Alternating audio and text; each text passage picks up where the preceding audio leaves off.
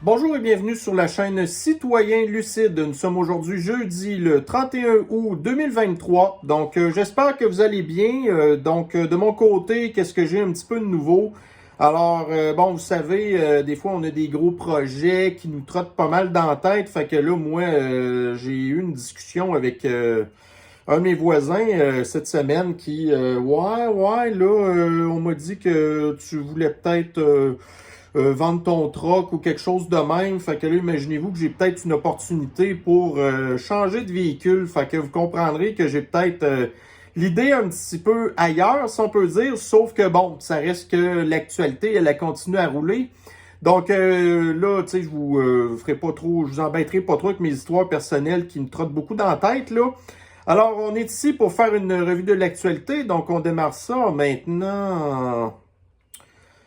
Alors, sans plus attendre, on va débuter ça avec un article ici du Daily Mail. Alors, nous avons ici la science de l'apocalypse, de la fin du monde. Donc, encore ici, des gens qui s'amusent à bidouiller des espèces de modèles informatiques. Puis là, ils mettent toutes les espèces de curseurs au maximum de la fin du monde qu'ils peuvent. Et vous avez ici une étude qui dit que plus de 1 million de personnes pourraient perdre la vie prématurément.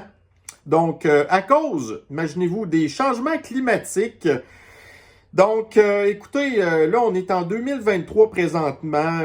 Fait que nous, on sait que de plus en plus, comme je disais un petit peu dans mon texte ici, là, tu sais, oui, il va y avoir, tu sais, plus que 1 milliard d'humains qui vont perdre la vie prématurément, en tout cas, qui vont mourir d'ici à 2100, mais pas à cause des changements climatiques, mais plutôt à cause qu'il y a déjà une espèce de grosse tendance de baisse de natalité, autant dans les pays de l'Occident que dans les pays d'Afrique qui, par exemple, de plus en plus, même en Inde d'ailleurs, pour l'instant, ils ont un taux de natalité qui est pas mal supérieur à 2, c'est-à-dire qu'eux, non seulement ils renouvellent leur population, mais en plus leur population croît.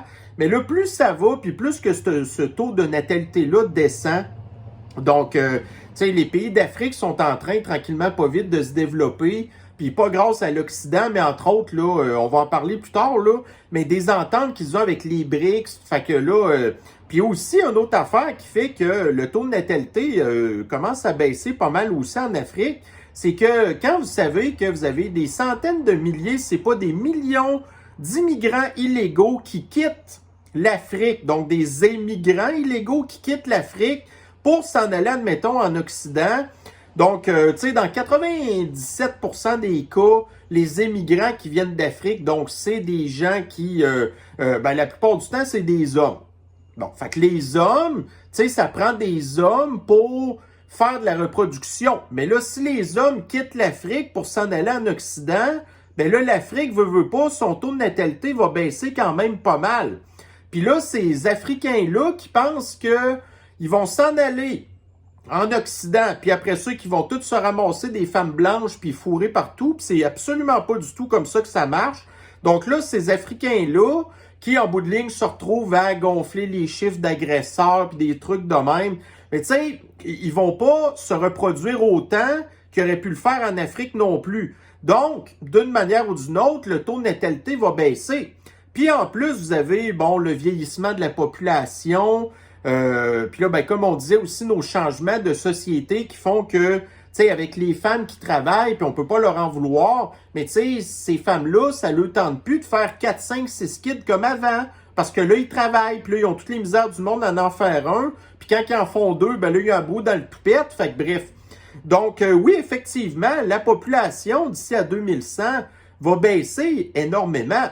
En tout cas, là, actuellement, on est à 8 milliards, puis, tu sais, il disait, oh, là, ça va encore un petit peu augmenter. Mais d'ici à 2100, effectivement, il devrait avoir une tendance à ce que la population va diminuer.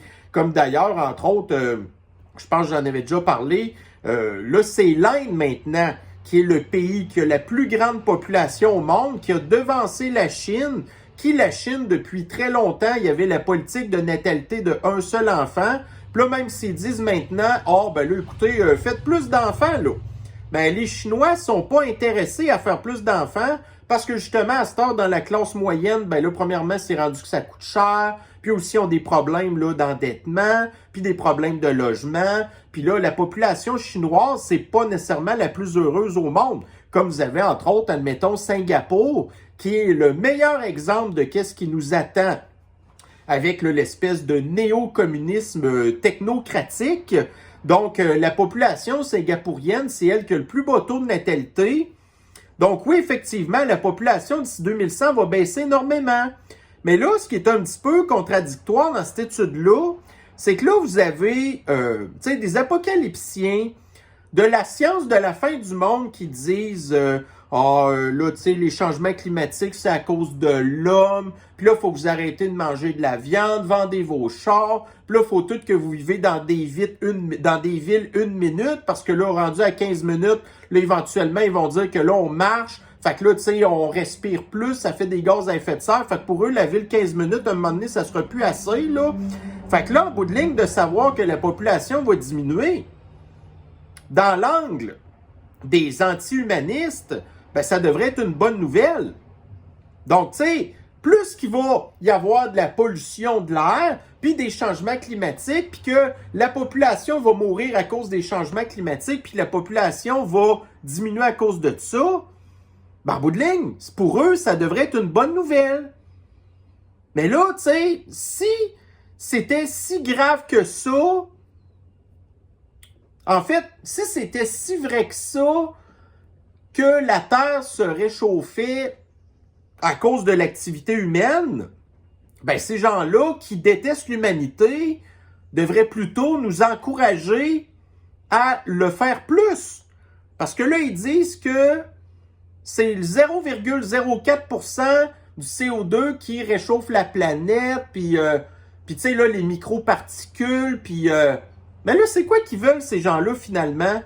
Tu sais, ils nous disent, là, il y a plus d'augmentation de population, puis là, tu sais, on consomme plus de ressources de la planète, puis là, on n'est pas capable de fournir pour une grande population. Fait que c'est quoi vous voulez, finalement?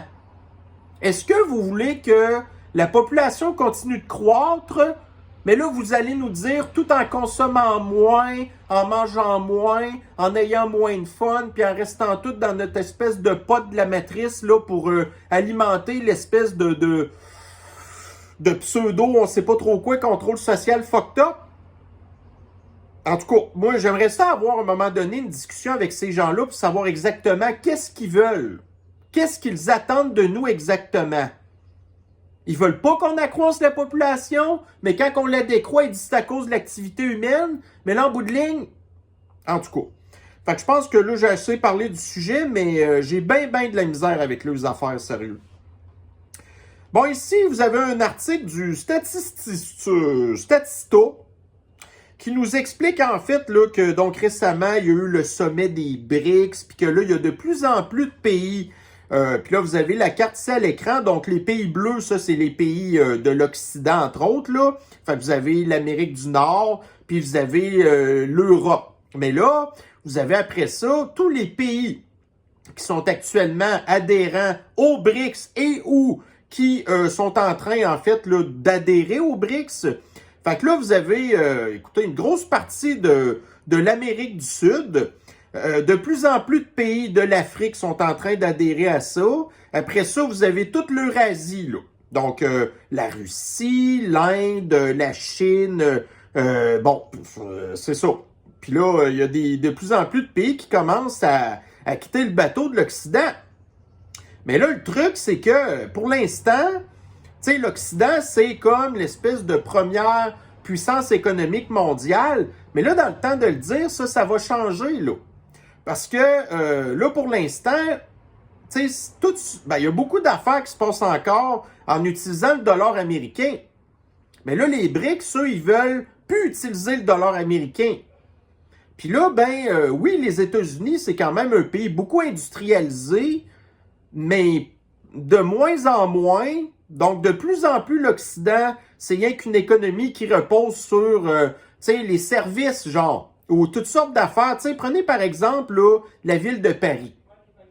Tu sais, la ville de Paris, là-dedans, vous avez une méchante gang de brochets qui, c'est de la fonction publique, c'est des gens qui travaillent dans toutes sortes d'affaires là, qui servent absolument à rien, qui apportent absolument rien de positif ou de constructif ou de productif pour la société.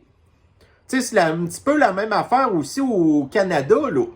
Nous, on est rendu qu'on produit de moins en moins d'affaires, entre autres à cause de Trudeau qui ne veut plus rien développer, les taxes, les impôts, les compagnies qui ont peur après ça de se faire geler leur compte de banque, les subventions, c'est rien que pour des cochonneries, le wokisme, ainsi de suite. Donc, de plus en plus, l'Occident est en train de perdre du terrain par rapport aux BRICS qui, elles, se gênent pas à exploiter ses ressources, entre autres. Vous avez l'Afrique là, qui devient de plus en plus un grand producteur de pétrole. Puis le pétrole, ben ça, c'est de l'argent facile. Puis ça, c'est utile. Mais là, vous avez l'Occident qui disait à l'Afrique, arrêtez de produire du pétrole, puis à la place, installer des cochonneries de coupe-gorge pour oiseaux ou de panneaux solaires fabriqués en Chine. Fait que ça, c'est pas les Africains qui produisent le coupe-gorge, là. C'est encore des coupe-gorges qui viennent de l'Allemagne, des États-Unis, même de la Chine. Fait que là, vous avez l'Occident qui prête de l'argent aux Africains pour acheter des cochonneries qu'eux produisent pas, qui viennent de l'Occident ou d'ailleurs. Fait que là, ben, l'Afrique continue à s'endetter. Après ça, ils continuent à dépendre de l'Occident qui, nous, on vous prête de l'argent, mais là, si vous ne faites pas ce qu'on vous dit, on ne vous prête plus d'argent. Comme par exemple, là, je pense que c'est l'Ouganda qui avait dit, ben là, nous, la communauté flyée, on veut rien savoir. Fait que là, l'Occident dit, ben là, on va vous menacer de vous couper de l'argent. Là, vous avez, je pense que c'est au Niger, puis vous avez c'est au Bénin, là, non, c'est pas au Bénin, c'est, en tout cas, un autre pays de l'Afrique, là, qui vient d'avoir des coups d'État, là. Donc, des anciens dirigeants qui étaient tous backés par l'Occident, que là, à cette heure, sont renversés par l'armée, qui sont appuyés, entre autres, par les pays des BRICS pour sacrer dehors des espèces de dirigeants corrompus, comme là, le dernier, là, bref, je me souviens pas du pays, là, mais en tout cas, là, ça a l'air que le gars en question, qui était backé par la France, quand l'armée a fait le coup d'État, ils sont arrivés dans la maison de l'ancien président qui était backé par la France, puis il y avait des boîtes remplies de cash partout, là. Puis là, vous avez tout d'un coup, tout de suite, l'Union européenne qui dit « on va faire des sanctions économiques. OK, donc là, on vient de constater que le pays en question, que c'est vous qui backiez, c'était ultra corrompu. Puis là, vous allez faire des sanctions économiques parce que là, les nouvelles personnes qui sont... puis en tout cas, moi, de ce que j'ai vu, ça a l'air que la population était quand même pas mal contente, là. Puis là, ils disent, c'est pas démocratique. Non, non, des démocraties que vous avez toutes manipulées. Tu sais, la CIA en arrière de ça, l'Union européenne, ainsi de suite. Fait que oui, les BRICS continuent à se développer.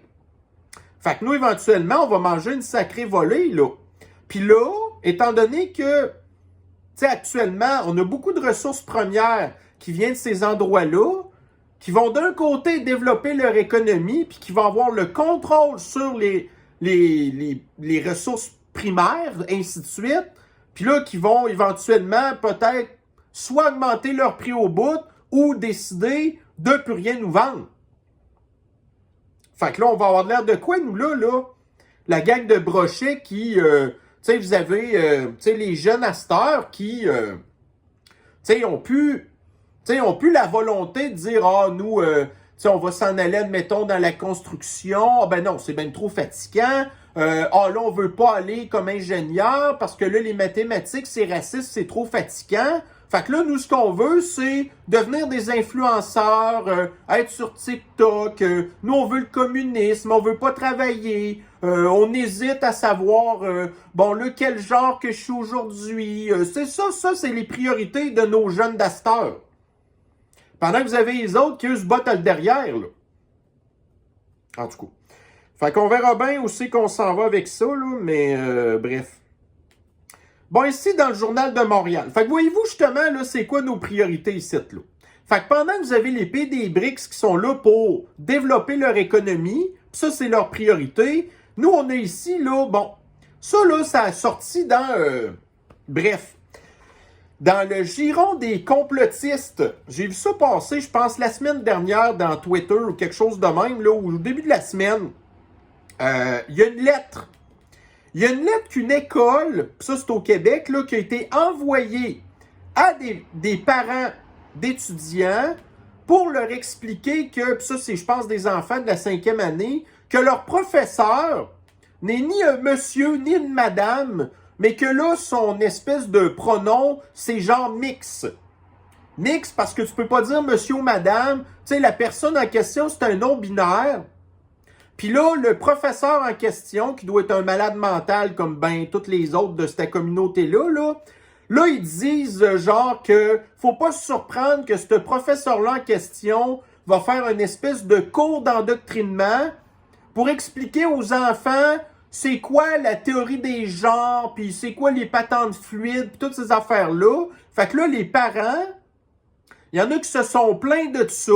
Fait que la lettre en question a fuité sur les réseaux sociaux. Puis là, l'école dit « Oh, là, c'était pas supposé fuiter sur les réseaux sociaux. On voulait pas que tout le monde sache ça. » Fait que là, il y a eu des menaces, patati patata. Fait que là, la police est rendue impliquée dans le dossier. Fait que là, la police elle est plus rendue qu'elle défend la protection des enfants, la propagande puis l'endoctrinement de des espèces de prédateurs qui sont des professeurs à cette heure puis qui s'en vont raconter toutes sortes d'affaires à des enfants qui sont vulnérables, impressionnables, qui sont tout mêlés. Fait que là, la police va aller défendre des cochonneries comme ça, là. Puis l'école, qui savait très bien dans quel paquet de troubles qu'elle s'embarquait, donc au lieu de ne pas engager cette personne-là, elle l'a engagée, puis à cette heure, elle défend ça. Puis là, si vous êtes un parent qui veut rien savoir de ça, puis vous voulez pas que votre enfant soit dans cette école-là, c'est vous qui mangez de la marde.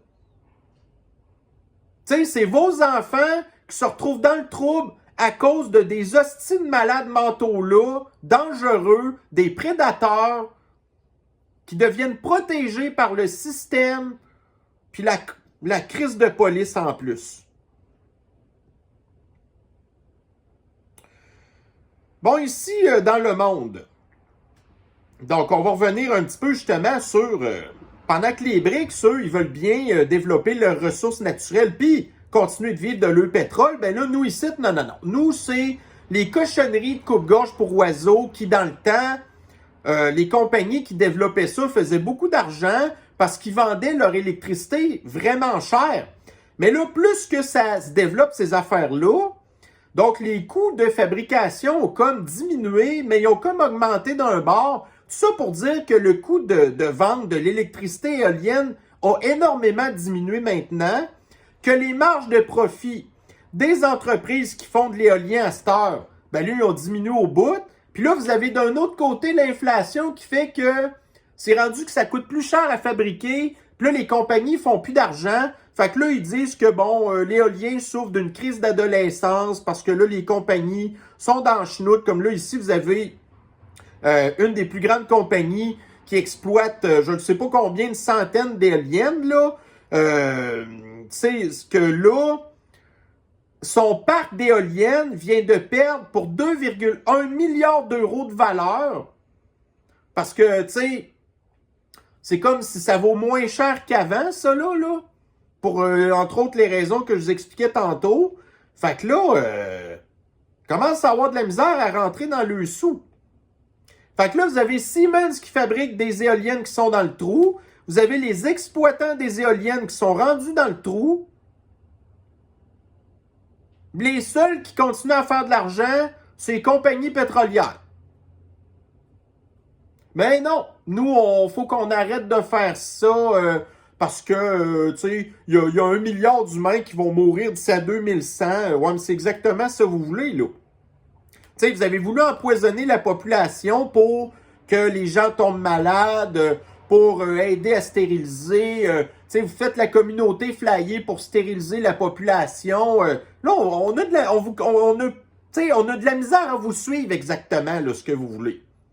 Fait qu'on voit encore là que c'était des énormes compagnies qui étaient là rien que pour faire plein d'argent, puis qui pensaient continuer à rouler là-dessus, qui n'avaient pas prévu qu'à un moment donné, qui allait venir qu'à être un petit peu moins profitable, parce que ces gens-là sont capables de prévoir ce qui va se passer d'ici à 2100 pour les changements climatiques, pour la croissance de la population, mais ne sont même pas capables de prévoir qu'est-ce qui va arriver avec l'économie dans l'espace de 1-2 ans.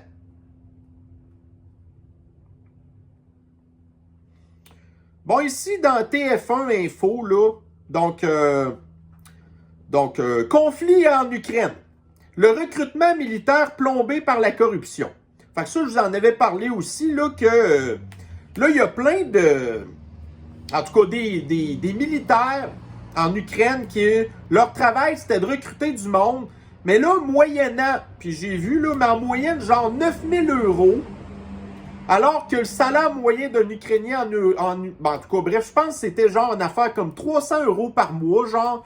Mais là, en tout cas, moyennant 9000 €, ben, le recruteur en question, tu sais, vous étiez capable d'avoir un papier pour pas être obligé d'aller faire votre service militaire.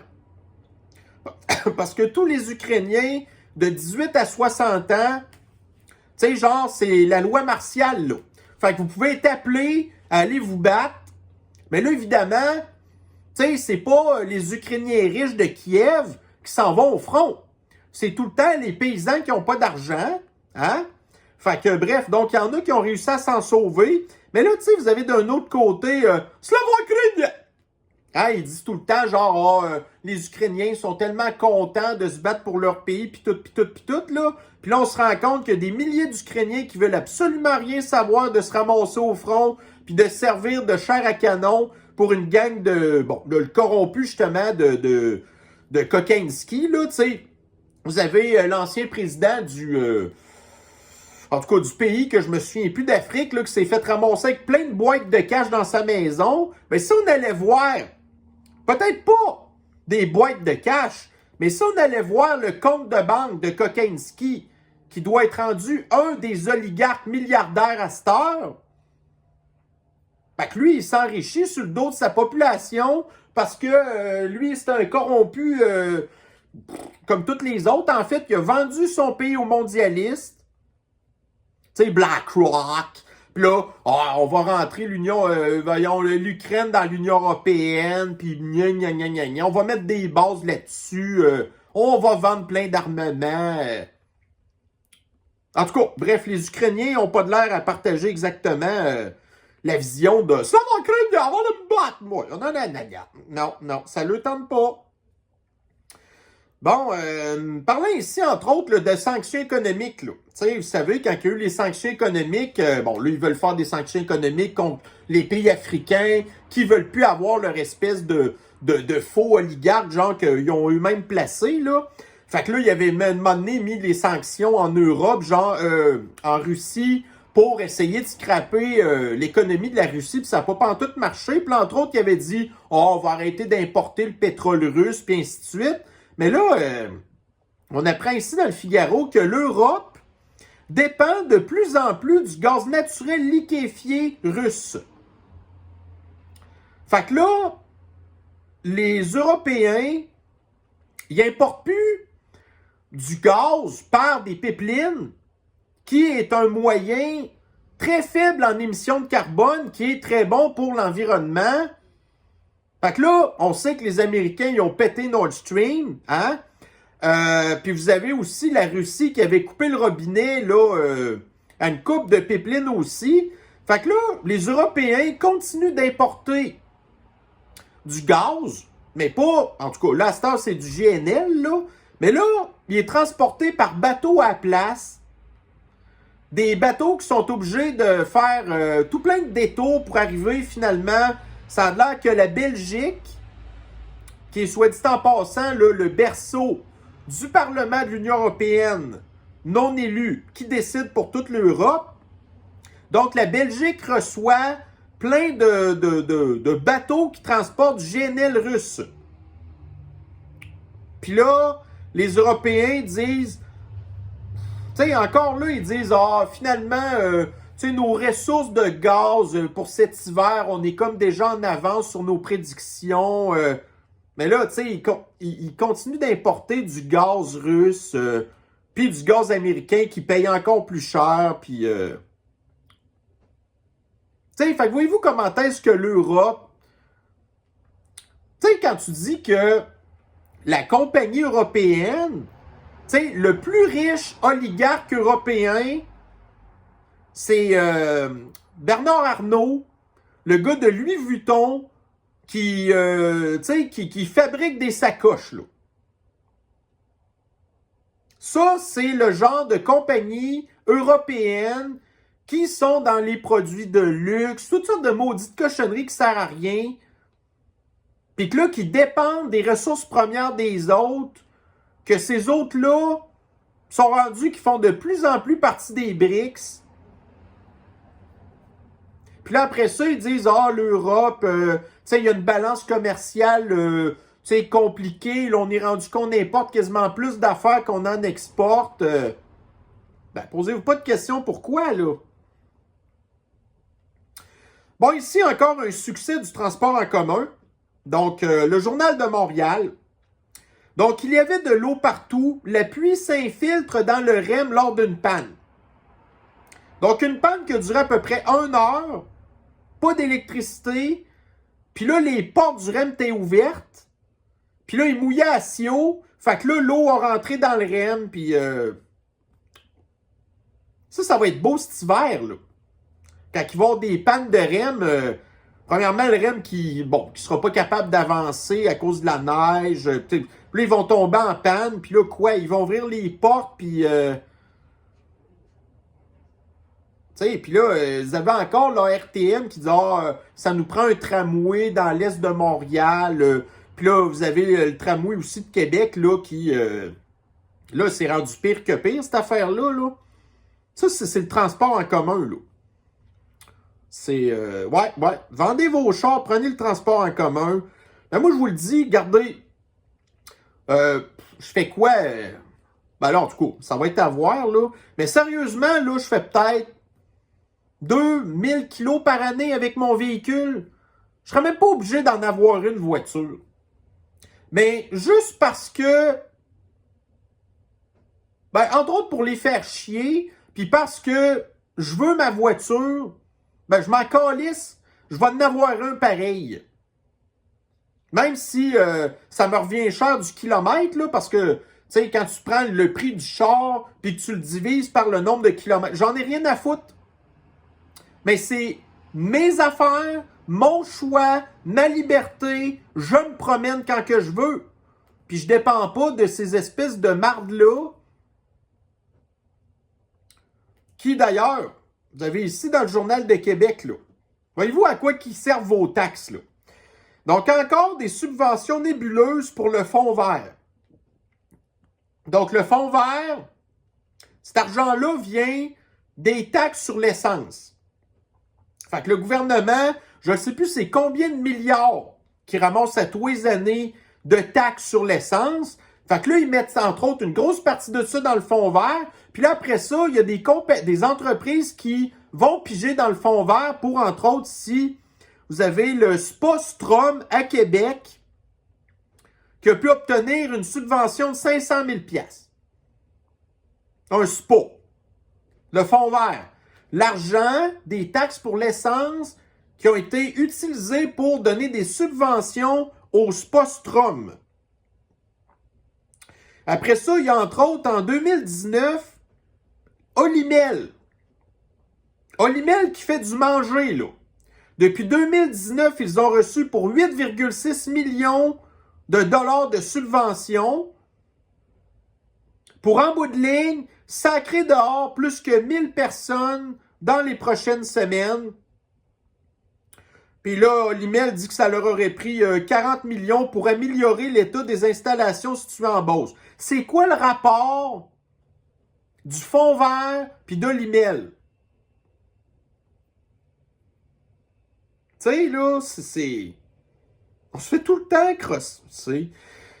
Bon, ici, ça c'est hier, ou avant-hier, on a appris que, vous savez, Patrick Lagacé, hein, qui, monsieur, on ne sait pas combien de doses de poison qu'il a reçu depuis 2021, mais qu'il en a reçu probablement 3-4, moi j'ai l'impression 3, parce que je suis pas sûr qu'il tripait tant que ça non plus, là.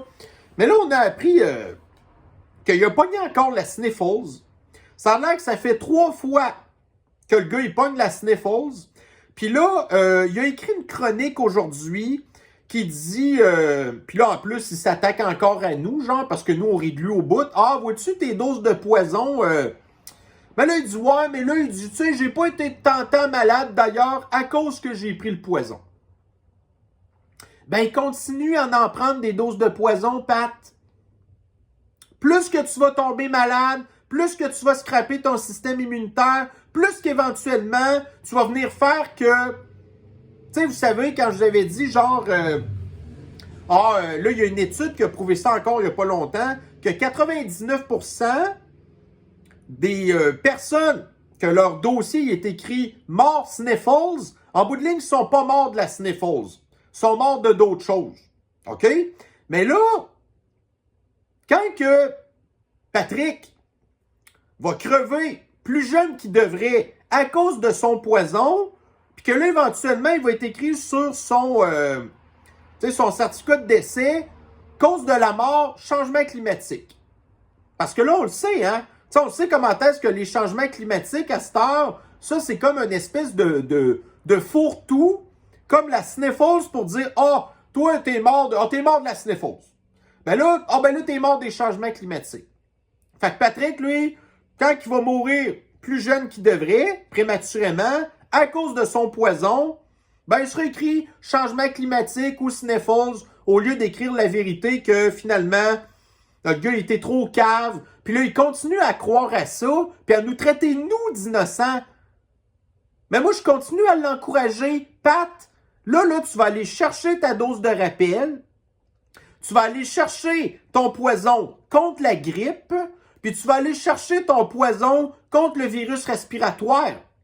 Puis j'espère qu'ils vont te piquer les 3 doses en même temps dans le bras, là. Puis dans le même bras. Question que... Continue de rire de nous. Parce que c'est pas nous qui est en danger. C'est pas nous qui a mis notre vie en danger. C'est toi, Christ d'innocent. Fait que continue. Continuons, vas-y. Vas-y, continue. C'est juste ça qu'on veut. Il faut que tu débarrasses le plancher. Garde, t'as quoi, là? T'es fin quarantaine, début cinquantaine. Ça nous tente pas d'être pogné avec toi encore pendant 30 ans. Tu vas-tu aller le chercher, ta dose de rappel? Tu sais, regarde.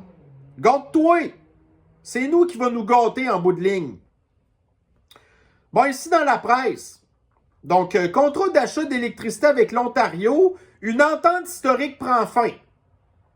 Fait que vous aviez en 2016 Hydro-Québec qui avait signé une entente pour vendre du courant à l'Ontario. Ben là, le contrat est terminé. Fait que là, Hydro-Québec va plus vendre d'électricité à l'Ontario. Ça, c'était de l'argent qui rentrait dans nos coffres, là. On n'aura plus de cet argent-là. Fait que là, à la place, on a appris aujourd'hui que vous avez le Forban Pirate, que c'est lui qui décide à cette heure quelle entreprise qui ont le droit d'avoir d'électricité ou pas. Ben là, il a signé genre pour donner l'électricité à des compagnies qui vont avoir un taux préférentiel, des subventions du gouvernement. Donc là, vous aviez d'un côté l'Ontario qui nous donnait de l'argent. Puis là, d'un autre côté, nous ici, à cette heure, on va donner notre électricité à des nouvelles compagnies, en plus de leur donner des subventions. Puis qu'est-ce qu'on va avoir en retour de ça? À rien, là. Parce que vous êtes rendu que vous subventionnez des emplois à hauteur de 1,5-2 millions de dollars par emploi, que ces gens-là vont travailler toute leur vie, ils vont jamais rembourser en impôts tout ce qu'on leur a donné. Les entreprises, c'est la même affaire, puis en plus, on leur donne l'électricité.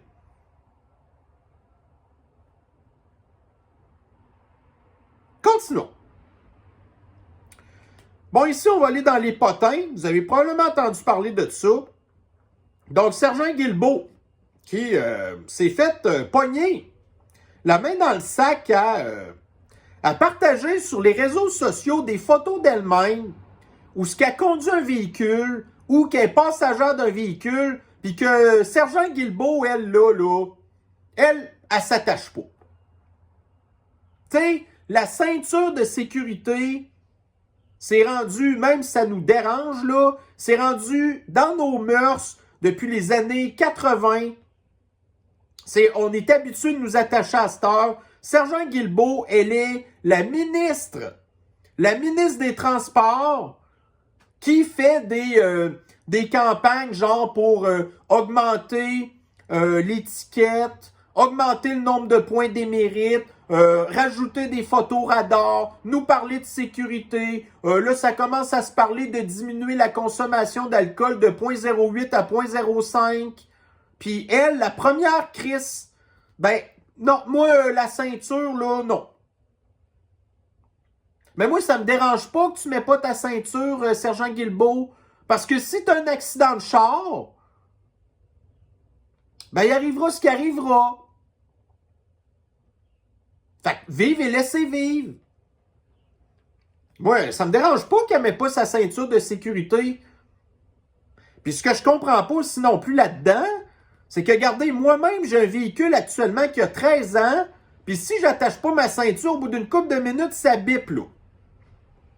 Mais Sergent Guilbeault, elle, qui doit gagner, bon, faut au moins 250 000 par année, que depuis le temps qu'elle est rendue en politique, elle doit être rendue millionnaire, c'est rendu une mini-oligarque, elle, là. Elle a les moyens d'avoir des charneux. Comment ça se fait qu'elle est capable de se promener en char sans que son char bip au bout d'une couple de minutes parce que t'as pas... Fait que là, il y a des gens dans les commentaires qui me disent « Ouais, mais tu sais, tu peux désactiver des affaires de même. » OK. Fait qu'en plus, Sergent Guilbeault, elle va chez le concessionnaire puis elle fait désactiver le bip de ceinture. Aïe, aïe.